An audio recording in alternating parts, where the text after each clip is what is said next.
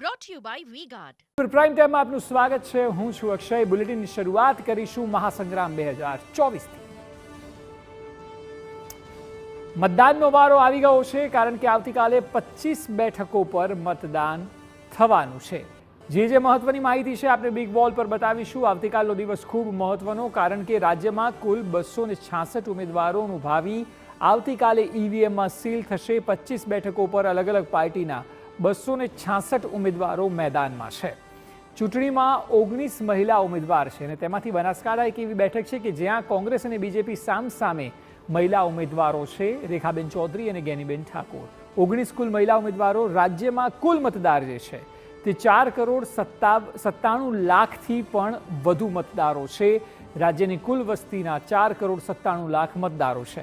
એ સિવાય આ 4,97 લાખ લોકો જે જગ્યાએ જવાના છે મતદાન મથક રાજ્યમાં કુલ 50,788 રાખવામાં આવ્યા છે.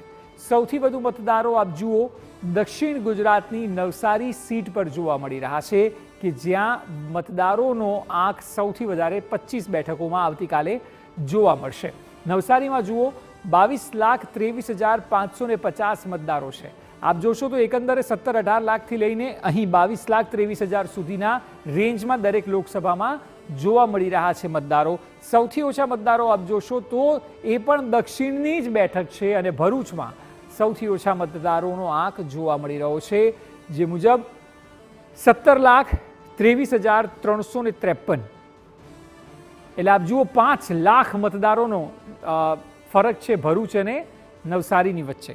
સૌથી મોટો વિસ્તાર જે છે તે કચ્છ છે કે જે 21,354 ચોરસ કિલોમીટરનો વિસ્તાર છે અને સૌથી મોટો વિસ્તાર તે ભૌગોલિક દ્રષ્ટિએ લોકસભામાં માનવામાં આવે છે.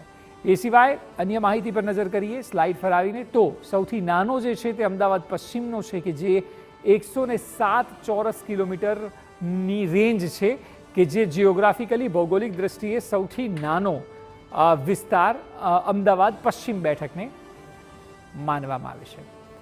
એ સિવાય અલગ અલગ બેઠકોની અથવા તો અલગ અલગ બેઠકોમાં પણ સૌથી મહત્વની બેઠક, કારણ કે Brought to you by V-Guard.